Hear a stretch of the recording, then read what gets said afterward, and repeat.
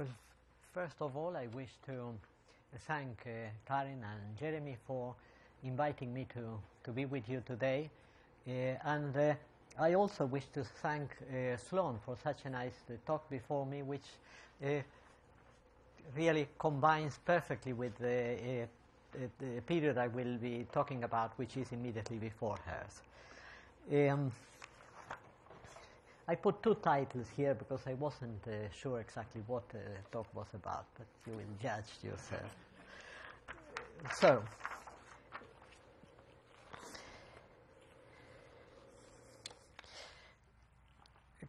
this paper is about science, language, and the use of analytical methods in Babbage's early and possibly only work on pure mathematics.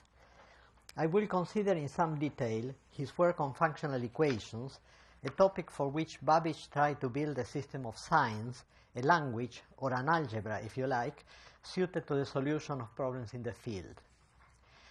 That he received an influence from ideas emanating from France is a well-known fact.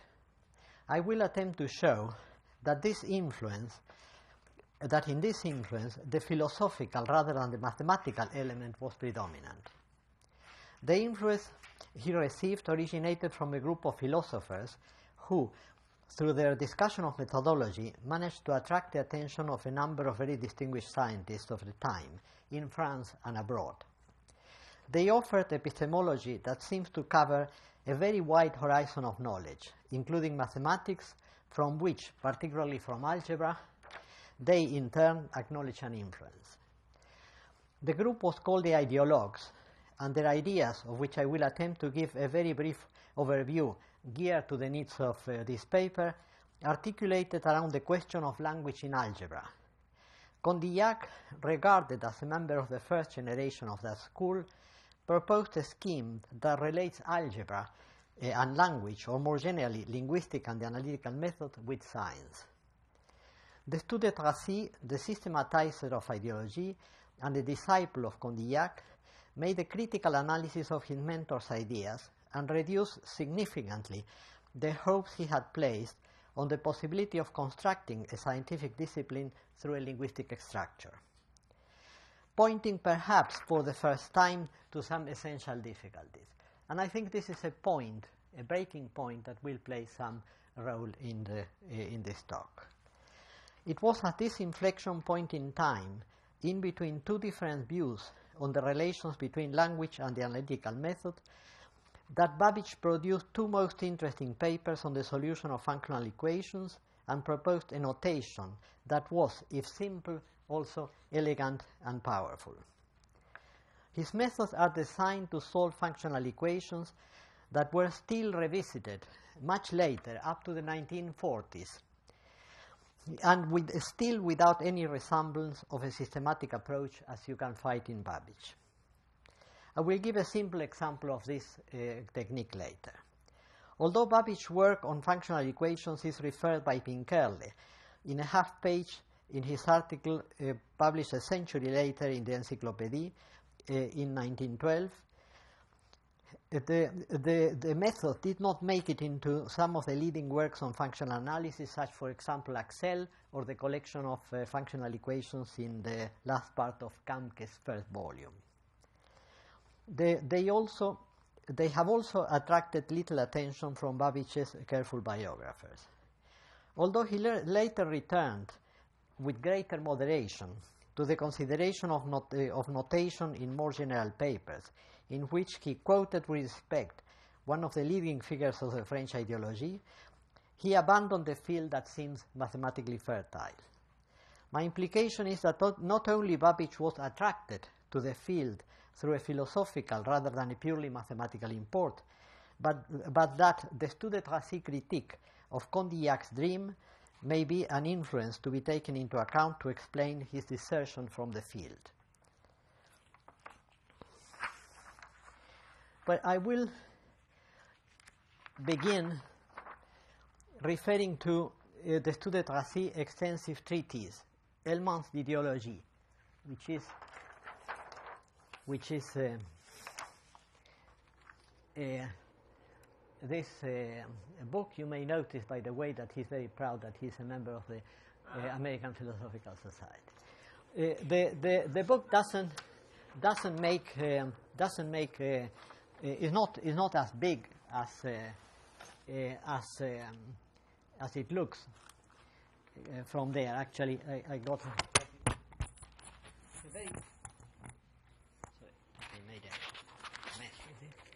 It's a very tiny book, and there are 5 large volumes of it, in which he discusses what he called Idéologie proprement dit, which is the theory of ideology, of which I will come back in a moment.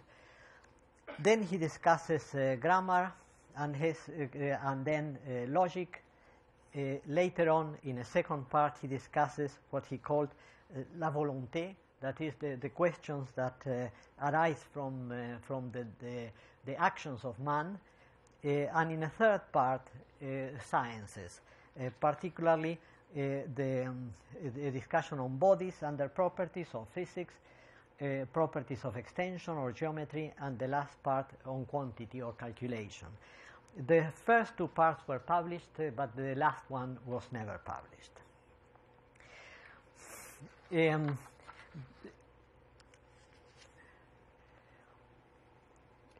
Both Destutt de Tracy and Condillac wrote a series of works that have a certain similarity, a certain parallel. Both of them wrote on grammar and on logic, and both books have become works of permanent value. Condillac's posthumous La langue du calcul is a discussion on the language of mathematics perceived as a possible model for the general language of science, which is one of the objects of the discussion that the Destutt de Tracy does in the Elements, and of which I will devote some time.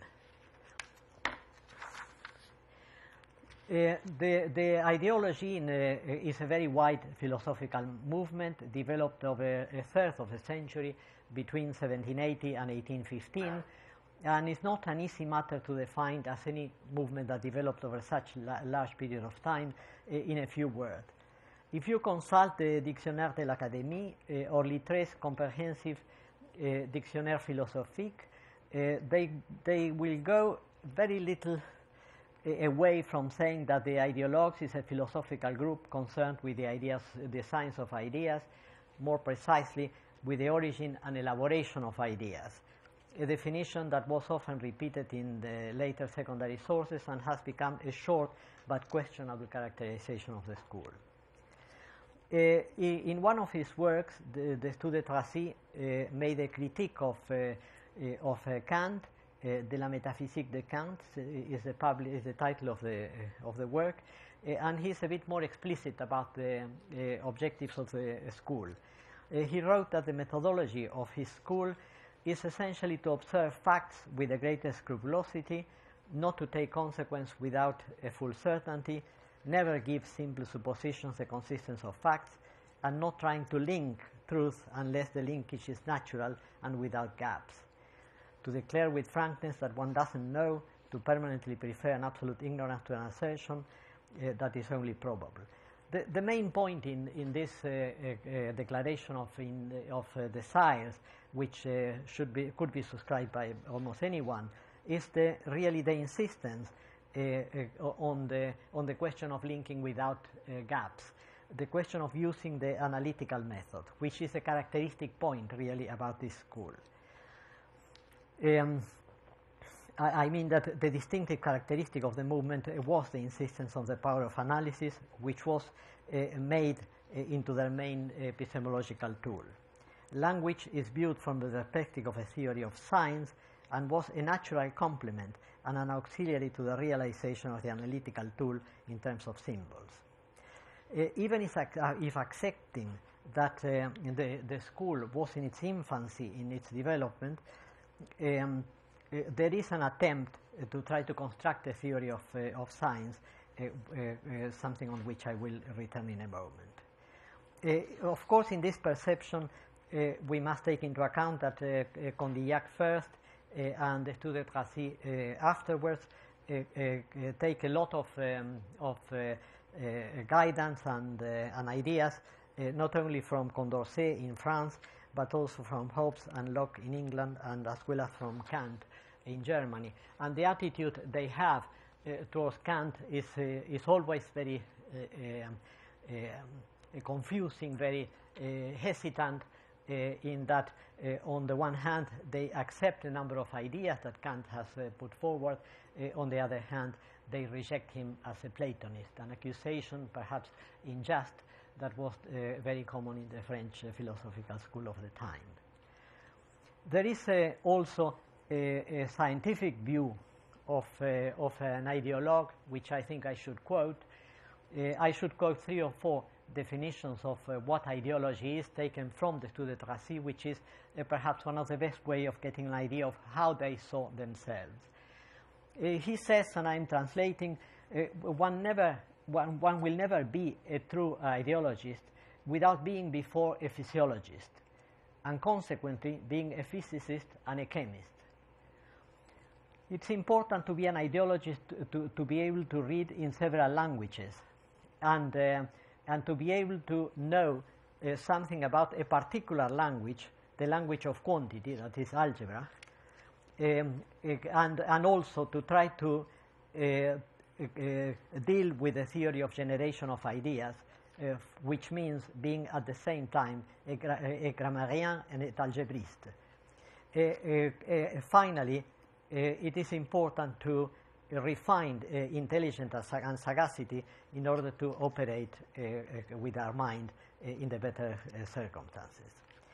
Again, is a statement of the sires, as it is most of the expressions of the school, but you may notice that he talks about being a physiologist, and this is because at the time there was a very extensive school, very important school, of which I will say nothing, and probably if somebody is interested, put it in the question time, that there was a group led by Cabanis, who was an eminent physiologist in France at the time, that was trying to make a theory of mind based on physiological arguments.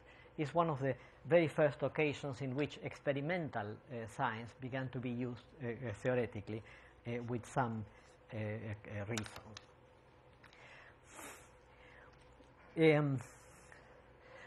At the same time, his doctrine is based on epistemology, in which analysis is always the key word. An analysis naturally is followed by a movement in the opposite direction, a movement of synthesis, which the school calls recombination. The word synthesis is so important, particularly in chemistry, in the second half of the 19th century, is still not much in use. The Etudes de Tracy also talks of ideology as the science, as the logical science, the science logique, as the study of intellectual operations and their effects, which is what I quoted first as the characterization most commonly attributed to the school. And it is, he identifies the vraie métaphysique ou la théorie de la logique with the subject of ideology, which is the science of the formation of ideas and their expressions, their combinations, their deduction. In one word, it consists of our means of knowing. His declaration that ideology is the true metaphysique is a reflection on this school acceptance of epistemology as a fundamental philosophy and its elevation to the rank of a metaphysics. The Etudes de Tracy was also a very reasonable scholar. It is a great pleasure to read his works, and very humble at the same time. And in his works, he accepts the limits of the contemporary development of ideology, and the fact that it attempts to become what he calls the theory of theories, the culmination of knowledge, and in that respect, being the culmination of knowledge, is in a very early stage. This question of the theory of theories that will come up a couple of times in this talk is something that is always related in the Etudes de Tracy, not in Condillac, is always related to the fact that science is a process in evolution, and that if we were to construct such epistemology on a firm basis, we should know everything that is to be known. So the evolutionary element is inserted in these arguments very early on. Now, the ideologues were clearly not the only ones looking for a theory of theories, and I will not spend much time in discussing who else tried to do that before. But let me only mention that D'Alembert, that is considered a member of the first generation of the ideologues, the Etudes de Tracy represents the second, Condillac is the first. D'Alembert talks in the Discours préliminaire de l'Encyclopédie that he wished to make of the universe a fait unique et une grande vérité. That is to try to unify knowledge through a process of successive perfection of imperfect theories. And this is a point, again, as the evolutionary ideas that I quoted before, this is a point that reappear later, particularly in the positivism of Comte, that the idea of infinite perfectibility. Although the Etudes de Tracy is arguably the most relevant of the theoreticians of his school, his views were not the only ones in the direction in which he wrote. There are other branches which make it even more confusing, the definition of ideology, not only because there is ideology according to Garin, to Donu, to Laromiguière, there are various schools running at the same time, but also because some of the schools are based on philosophical arguments and some are based on physiology, and that makes the two-level science. The Etudes de Tracy tried to deal with this duplication, this parallelism, the synchronism, by talking about what I said before, the ideology Prochmandi, which is his ideology, but there is also the ideology physiologique, which is the Cabanese ideology. Between the two, there wasn't rivalry, and one of the volumes of the Elements d'Idéologie are dedicated to Cabanese. There was in the school a very interesting and refreshing sense of cooperation in the construction of a new theory, in which there is a very substantial division of labor. I would just say on passing that if one reads the writings of the masters of the ideology, one finds sometimes some confusing words that have to be very carefully separated. For example, some authors like Garat, for example, who was the one who taught ideology at the École Normale, talks about metaphysique, not about ideology. Some other words are used for the same purpose. It is interesting that the separation of these successive layers of ideologues, because the word metaphysique is used from the mathematical point of view. I mean, it's interesting because the word metaphysics is used by some mathematicians, for example, by Lagrange. He talks about finding the right metaphysique for a problem, such as the possibility of a purely algebraic solution of equations of a higher degree. And what he is really meaning is exactly that. He is talking about finding a theory of theories, finding an analytical procedure that would allow us to reach the solution of the problem. The word metaphysics, used in the sense of the ideology, can also be found in other works. I will only mention one, which is Lazare-Carnot, Les réflexions sur la métaphysique du calcul infinitésimal. And that, again, if you read the book, you wonder why metaphysique. Well, metaphysique is not used in the traditional metaphysical sense of the word, but in the sense of the ideology. It helps an awful lot, makes these differences, to understand some of these papers. Over a third of the most important century, the ideas were developed by groups both inside and outside the field of science, working in close and often harmonious cooperation.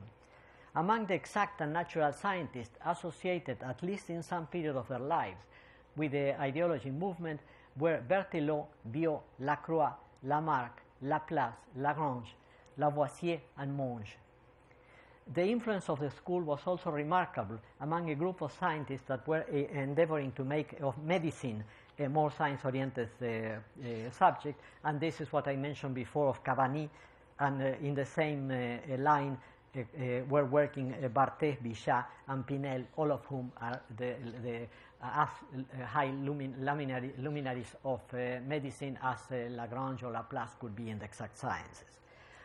In addition to the one cited before, ideology developed through the work of a number of intellectuals outside the realm of science, but that is Volney, Donou, Sailly, Guingueret, Forel, some other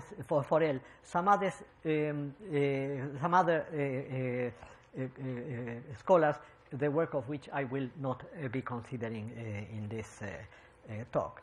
Their different oriented work contributed to expand the scope of ideology. However, such expansion was taken with a certain unity. They used the banner of unitary epistemology that could be applied to any science, physical or human.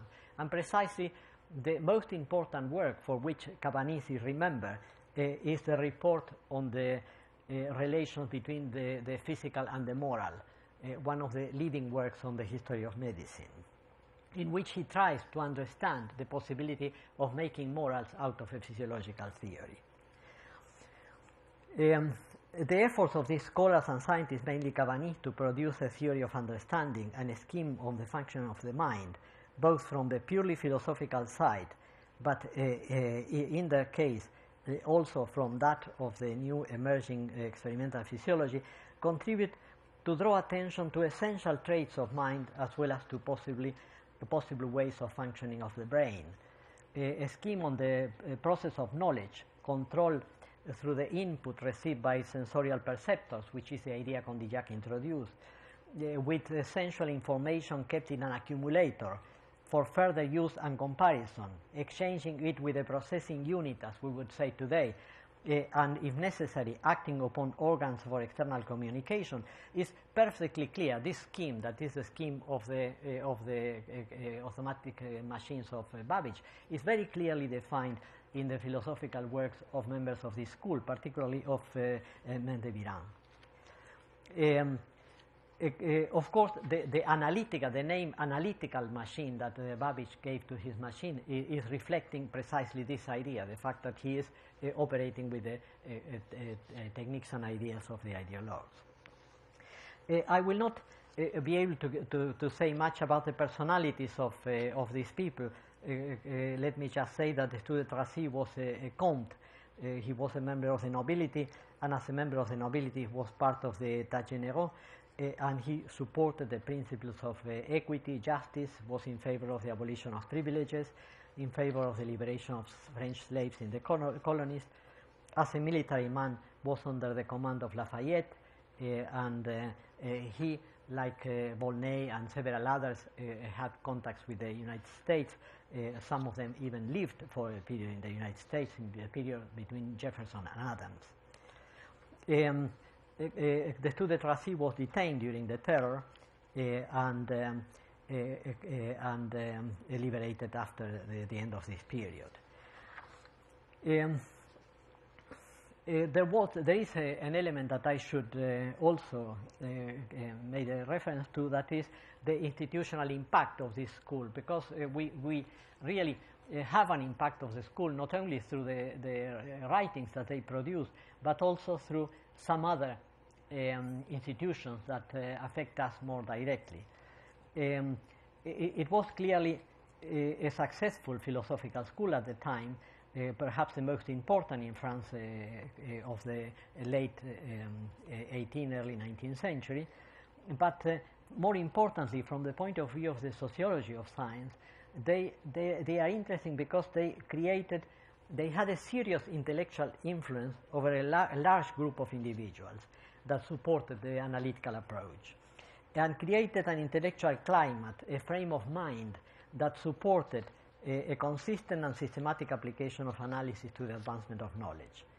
It is in this special atmosphere that there was often feedback between scientific researchers and philosophers. That is one of the interesting characteristics of the movement. there was a step forward in their views from the conceptions of collection and empirical accumulation that dominated before them. Empirical accumulation of information with very little critical analysis. And they replaced it by a triple that consists essentially of the idea of storage of knowledge, which is the library, the traditional museum, the place where you store knowledge. The organs of transmission of knowledge, which are the universities, the education, the schools, and the organs of elaboration of knowledge, which is the academy, the institute in this case. So this idea of a machine, a brain-like machine operating in society, is another of the interesting contributions that they did. They were very influential during a period, during the Directory particularly, and through the Commission of Public Instruction of the Convention, they created a network, they contributed to create a network of écoles centrales, écoles normales, of which the one in Paris is the best known, and also a école of travaux publics that was later the École Polytechnique. Cabanis referred to the institute, in particular, the organ of elaboration of knowledge, as the Encyclopédie Vivante. And the short-lived and aborted experiment of first École Normale that lived only for a few months is also seen by the ideologues as an opportunity to not only teach to teach, but to create culture lively. And that's why they try to have teachers in there and that would not give information, but show how, for example, in the case of Laplace, how a scientist creates his own science. Of course, it was a complete disaster, as is to be expected, but it was a good intention. In the same way as the École Polytechnique was a place where analysis was applied to mathematics, and then the word mathematical analysis, Lamarck declared that the new museum was going to be segregated from that part of accumulation and become the place where analysis enters into biological research, trying to push empirism away. So you see a machine operating in all this at the level of society.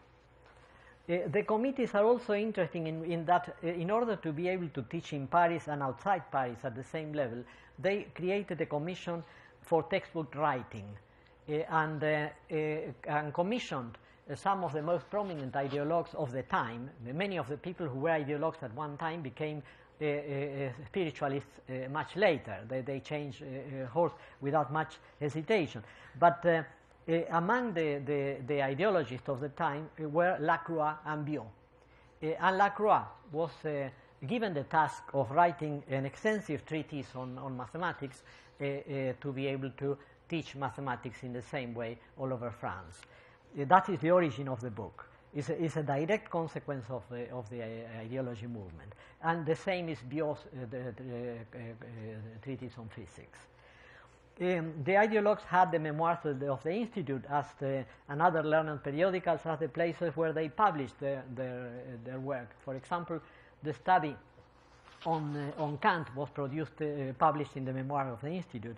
But they also have another periodical to a different level that was La Décade Philosophique. This is a journal that reported from 1794 to 1807. Particularly on activities of people, reviews of books, what people did here and there, and is perhaps the only tool we have to reach those people who never became leaders, but were also important in development the intellectual life of Paris at the time. It's a journal that I strongly recommend anyone who goes through. It's a real mind and has not been excessively discussed. Well, I started at what? A quarter to? 10:30, half an hour. 10:30. Okay. Okay. So I'm half through my stuff then. Then I will move to from these generalities to something more specific. That is a question of language and science, and I will try to present two views. An early view that is Condillac, and a critique and a second view, which is the Tout de Tracy. And in between the two fits the papers of Babbage, on which I will make some remarks. Condillac book, La langue de calcul, was published 1798 after he died, and the book was published as a book, an unfinished book. And it's quite understandable that Condillac never finished the book, because it can't be finished. What he proposed to do is an impossibility. And he certainly tried and tried again with this book over the years, and finally died and left the book unfinished, and the book was published by Marly and others in 1798. The book has a phrase, all language is an analytical method, and all analytical method is a language, which perhaps because it is the first phrase in the book, allows you to refer to Condillac without having really read it, because this is what he says at one stage, but it's not what the book is about. And this critique of what Condillac says is the whole purpose of the discussion that the Tout de Tracy attempted in the Helmonts. Let me tell you that from different angles, Lavoisier and Cavani, of course, recognize the importance of Condillac's ideas on language, essentially as an accelerator in the development of science. And that is an extremely important point on which I would come back if asked in questions, because time is a philosophical category that plays an important, enormously important place in this discussion.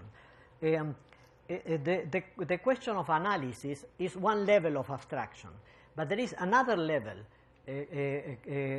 that is the one of accelerating time. That is one of the characteristics of the French Revolution ideas. I thought I had made a great discovery with this idea until I had the pleasure of reading a paper of Lynn Hunt, a professor of this university at UCLA, professor of modern French history, who published in February this year a beautiful paper, not touching science at all, but beautiful paper in which he discusses the question of time in other contexts, in the social contract, in other areas. But the question, I think, exists in science exactly as in the others. Anyway, Lavoisier was very remarkable in his perception of the importance of language in his own field of science. And you know all that he created this language of chemistry that is considered as one of the examples of a language of science based on the ideas of Condillac, whom he accepts as his mentor. Lavoisier wrote a paper sur la nécessité de réformer et de perfectionner la langue de la chimie, in which he discusses the impact of a proper language for chemistry for the development of the science, but very particularly for the way in which science is transmitted. And this, I think, is an essential point to capture what is the essence of the ideas of Lavoisier on the topic. It's more than the question of creating chemistry, is a question of transmitting new chemistry. The importance of developing a language capable to deal with the complexity of different chapters of science was, of course, substantially remarked by Linnaeus' classification project in botany. Lavoisier is, of course, another example. But there are other examples that are absolutely contemporary to these ones that are also of considerable interest. One of them, of course, earlier than these ones, is the development of descriptive geometry by Monge. But it is in this period that this descriptive geometry acquires the character of a language and develops in an exponential way. In the construction of Monge, in all these constructions, in Lavoisier, in Linnaeus, in several others that attempted this sort of grounding of science on language, you have to find the grammar and the dictionary. That's essentially the technique. If you find the grammar, the rules of operation, and the elements, that is the dictionary, you are through. Monge discovered, and that's the beautiful discovery of him, that you can represent a point in 3 dimensions, but a superposition of two-dimensional planes. Once you have that, once you have the atom of your science, you have everything, because you take 2 and you have a line, you take 3 and have a plane, and since the representation is a projection, is a contractive representation, you know that you can represent curves as well, because the difference between 2 points, the distance between 2 points, will be smaller or equal than the distance in the representation. So a curve, the point of a curve will contract, but not expand, and disfigure the structure of the curve. So he realized this, I think, and with that idea is that he constructed the descriptive geometry. Once Monge did that, he attempted something bigger, and he thought of the possibility of constructing a similar language in a kinematic scenario. That is, to try to do what he did for 3-dimensional geometry for for machines, to try to construct an abstract theory of machines. And he had the first problem he had was a problem of identifying the atoms, which is what is in the project of Hachette and Monge. Hachette always collaborated faithfully with Monge, and they tried to identify the basic machines, the atoms of machinery.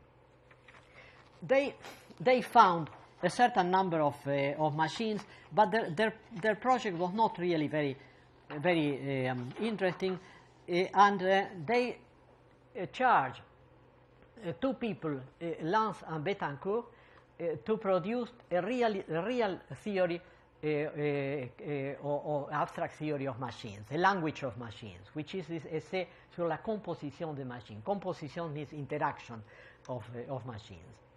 And this book that was published by the École Polytechnique and became the text has a much more compact, by the way, the title in English is much more revealing. It's an analytical essay on the construction of machines. When it was translated into German or into English, they added the analytical consideration. So Lance and Betancourt produced a much more compact dictionary of a list of atomic elements for machinery, and their language was used as a language for machinery through the 19th century. There were, of course, improvements made by Ampère, by Willis in England, by Rouleau in Germany, but essentially the idea was the construction of a language of machine based on an atomic representation and then interactions. This is an idea that also Babbage takes after later when he constructs the big machine, because the complexity of the design of the pieces is such that the engineers that have to build the pieces can only do that if they had proper drawings, and the way of doing the proper drawings was through a system of symbols that is what Babbage gave to them, and then from there they constructed the symbol. This language of Babbage has not been deciphered yet. The notebooks are in the Science Museum, part of them. I've looked at them, and a student of mine tried to look at them at one stage, but they are it's a job similar to decipher the hieroglyphics. It's out of this world, but it is an interesting job. Anyway, I want just to mention to show you just one letter that is a letter written by the student Rassi a bit later on, in which the interesting part is not that, is this, in which he mentioned Lance and Biot, that's the signature of Lecomte, in which he mentioned Lance and Thenon, Biot, and others. I show you this letter to show you that it's not that these people were, you have to read the student Rassi to be able to use his ideas. It was a state of mind. It was a community in which people knew that this was, had this idea, and the ideologues proposed this and the other. And I don't think many people have read the Elements d'Idéologie. It's a very, very taxing effort. But they lived in an atmosphere, in an ambiance in which people exchange ideas. And I show you this letter to give credibility to what I said before, that the student Rassi, Lance, Biot, Lacroix, all these people were close friends. They were all in touch with each other. Now, at this point, I will make a break to introduce our friend Babbage into the picture. Babbage produced two papers that are published in the Transactions of the Royal Society. In these papers, he attempted to reduce the solution of functional equations, which is essentially an algebraic problem, to reduce it to a problem of quantities. But since the question is algebraic, but the elements are functions, you first have to do a sort of functional analysis on the chip and have to define point, atom again, in terms of functions. And this is the idea that Babbage had. And he proposed in these two papers, very long papers, they occupy in total probably more than 120 pages, he proposed a technique for solving what he called functional equations. The sort of problems that Babbage was interested in were things like that. If you have a semicircle and you put a circle here and another circle there and another circle there and so on, all tangent, sorry for the lack of tangency. If you put all of them, and suppose I call the sum of the area sigma, and I call D the area of the semicircle, the question that Pappus proposed is, what is the ratio of this? Babbage said, well, why not, considering this other problem, put a circle here, another circle here, another circle here, another circle there, and so on, and ask for exactly the same question, and more general curves. This is the kind of problem that he attracted his attention. He tried, he was 18 at the time, he tried, naturally failed. It's a very difficult problem, even for him.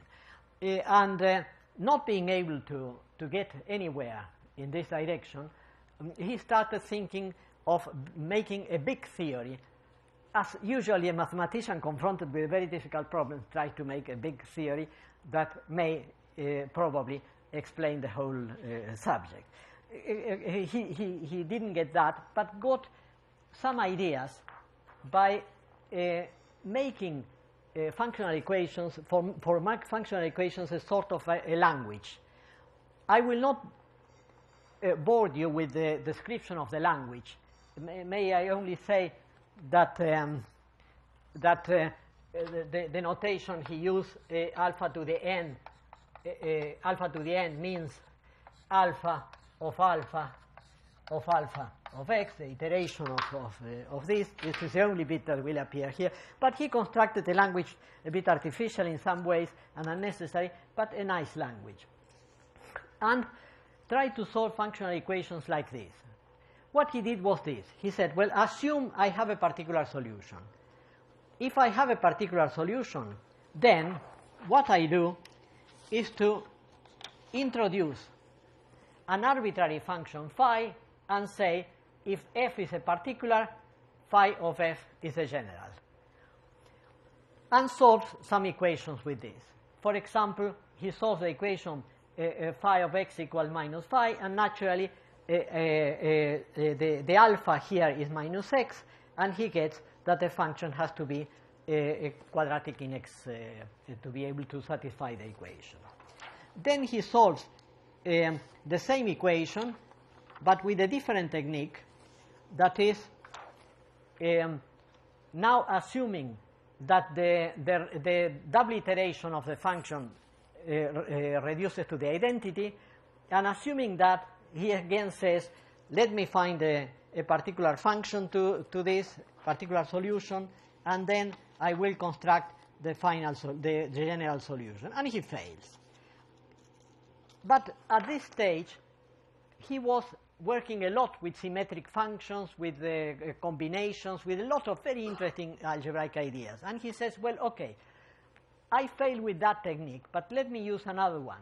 Let me assume that the function is not a function of f as before, but a function of f and an f1 that I know, and that the phi is symmetric. So using the symmetry, he can determine what is f1 and gets the solution of the problem. And from there, we go to problem 35 or 33, which is problems in which you have differentials as well. And he considers a functional equation in terms of a functional differential equation, really. And by doing some tricks on which I will not waste time, he gets the general form of the solution. The general form of the solution is something like that. The phi of alpha, the displaced reading of the function, is given by the derivative with respect to x of the function of alpha with respect to x, and the function was really with respect to alpha because he made a change of variable, so he has to multiply by the inverse of the alpha dx. Well, if you, and he gives a general solution of the problem. So if you take, for example, phi of 1 over x equals the phi dx, which is a problem that was solved in 1940 by Silverstein and published, curiously, in the same journal as Babbage, then you get replacing in this expression the values of the derivative of alpha, whatever, you get an equation of this type which reduces to this other form, which indicates that the solution of the problem is a combination of sinus and cosinus. You change variable back and get this solution. This solution is in Babbage 1816. And this solution is exactly the same that with a more complicated specific technique Ludwig Silverstein solves in 1940 in the not exactly the same journal, Philosophical Magazine, but the same company, the British Society, in 1940. So that what I want to indicate is that the technique that Babbage developed is a very interesting technique. It's very powerful, and but went unnoticed. Soren has shown us in the previous lecture how this movement of considering this type of problem had a revival some years later. But a revival so curious that in the revival there is no mention whatsoever to the original papers of Babbage, as she pointed out in her lecture. So, in between the publication of these papers, the Condillac work and the further work of Destutt de Tracy, comes the critique, in which Destutt de Tracy says, no, it's not true. Creating a language is simply of a science, like Lavoisier did in chemistry, is simply knowing the difficulties in the language and finding the right symbols. But with language, we don't create science. This is epistemologically is a completely different attitude from Condillac. And this is the attitude that Destutt de Tracy introduces. And my contention is that it is precisely that, this critique that was really fire in the philosophical atmosphere of Paris at the time, is what reached Babbage, and Babbage decided that the techniques that he was trying to develop, that is, construct a language and you have done everything, is not really working. Why?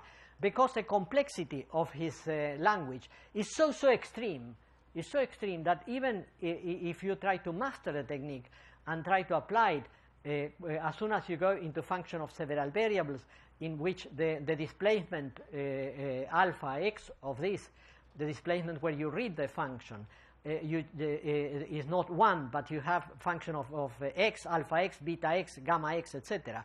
And maybe function of x, gamma square x, beta cube x, etc.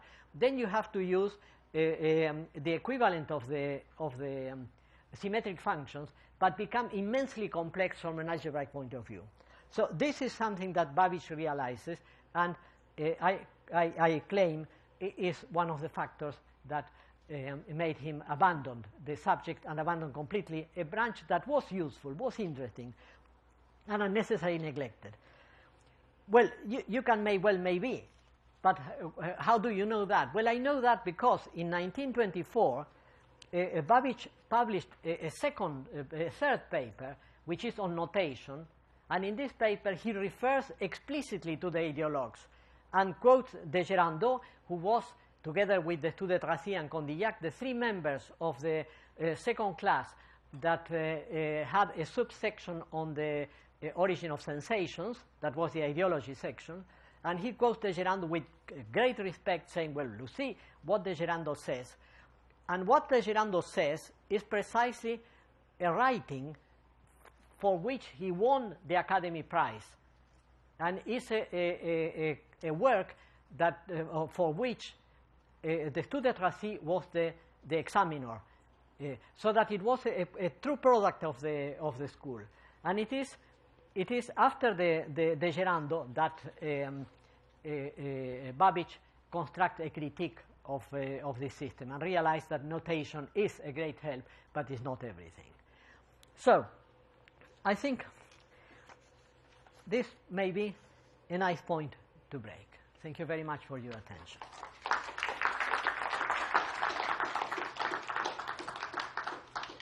Thank you very much, Eduardo. Questions?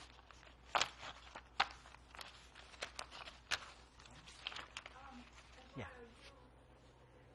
You mentioned this whole string of mathematicians who were influenced by you. Yeah. And it's interesting that in Sloane's talk, she Yeah. has this quote from Cauchy, Yeah. in which he's less than optimistic about the calculus of operations. I Yeah. wonder, could you say something about the impact or the influence of Idéologie on Cauchy? Had he sort of embraced them, moved away from them? Had he never embraced them? No, Cauchy was a completely different kettle of fish from the ideologues. He was a devout Catholic. He followed the church and would have nothing to do with the ideologues. Not that the ideologues were anti-Christians, not at all, or even anti-Catholics. But they were very liberal for Cauchy's taste. So it's not surprising that Cauchy is I didn't know that quotation that Sloane put in the Blackboard, very interesting one, but reveals a different. But in France, after the fall of Napoleon, there was a break in the ideology school, and some people jumped boat and went into different schools. The spiritualist movement that started in the 1930s is really nurtured by the former ideologues. The people change. It's like it happened with Marxism. You see, there were a lot of Marxist historians, for example, and they changed into something else. They realized maybe or not, and changed into same thing happened. The ideologues were a very curious lot, because they were the 18 Brumaire was in part a product of the political influence of the ideologues. They brought Napoleon to power, but soon they broke with Napoleon, because they, as I mentioned, the Tout de Tracy, although a count, was a very liberal man, and he had been imprisoned in the terror, and he was against slavery and everything. So they helped to put Napoleon in place, but as soon as Napoleon started moving in the direction of empire, they broke with Napoleon. This is a very interesting thing, because today ideologist is a pejorative word, and that comes from Napoleonic times, the same as is a metaphysician. You see, somebody who is in the... That comes from Napoleon. The press machinery of Napoleon transformed ideologues from being the school of the intellectuals into being the school of fools that are looking at the moon. Having spoken so badly of Napoleon, let me tell you an anecdote on him that is very interesting. Sainte-Beuve, in his History of the Disciples of Chateaubriand, mentions a very interesting point in favor of Napoleon. Desgerandot, the man that we have here, was introduced to Napoleon. And he said, well, I see you are an ideologue. And what is your point? And the anecdote says, Sainte-Beuve says, that he said, my point is that unless we have a sign, we cannot have ideas. And Napoleon is reported, of course, must be absolutely untrue, but is reported to having asked Desgerandot, and how do you get the idea of sign? So it's a very, very, that occurs at the time of the break between the two. Yeah. The story is very suggestive and mixes context that, in the way you did it, we usually don't find this kind of mixture of really taking an idea from a very philosophical discussion into a mathematical context and creating a mathematical article based on that. I think in the past, historians of mathematics brought many, or tried to bring examples like that. I think that there are not many of this kind in the way you did it, but at the same time, I try to think of what Babbage was trying to do. Okay, he has some mathematical background. Yeah. He studied. He has some problem. And then he reads somehow these people. I don't know, in French, in English, you didn't say that, but and I say, oh, here these people are telling me to do this. Then I try. I guess that the mathematical problem was there before, or not. I don't know. And then he starts working on this with certain success or not, and then he reads again that these people have changed their ideas, and so he says, no, I leave it aside. It would be, I guess, too simplistic to say it in this way. Yeah. So what would be the correct way to make it more sophisticated and more, I would say, more believable that this is what happened with the Yeah, well, you are absolutely right on that. I entirely agree with you that is put that way is very simplistic. If I had done that, I could have done in a phrase. But the question is that, first of all, I don't think Babbage read the masters. They are not in his library, for example. I don't think so. But he was in a climate in which people thought, well, this is what should be done. You see, I have to skip over all the discussion on languages. There was a discussion. The discussion on passigraphy was a universal language in which you would have algebra as the model. This is the kind of discussion that went on at the time Babbage started working on this. And my contention is that he thought, well, people are doing this kind of ideas in chemistry, in physics, in physiology, in ancient languages, in a number of fields. Why not doing it in mathematics? Of course, Servois and some other people who were very influenced by the ideologues were doing that in mathematics. He was not alone. He didn't discover the field. But he had some few ideas and some few problems coming from that and some other. And he realized that maybe we can construct, you see, the language is of a simplicity that is amazing, that you can solve an equation just in 2 lines. You saw what I put in the projector was just few lines, and with a few lines you get to the solution to a solution of a large group of equations, of which the equation y1 over x equal dy dx is an example. And he had a tremendous success in his theory. The question is that the idea he took building the language, I have solved the problem, was simplistic. It was, if you allow me, was Babbage the one who was really simplistic in that he thought, well, I do that, and let's see what happens. What happened is that the complexity becomes unmanageable. I put 3 examples that are manageable, but there are examples that are absolutely, you spend days and days and days working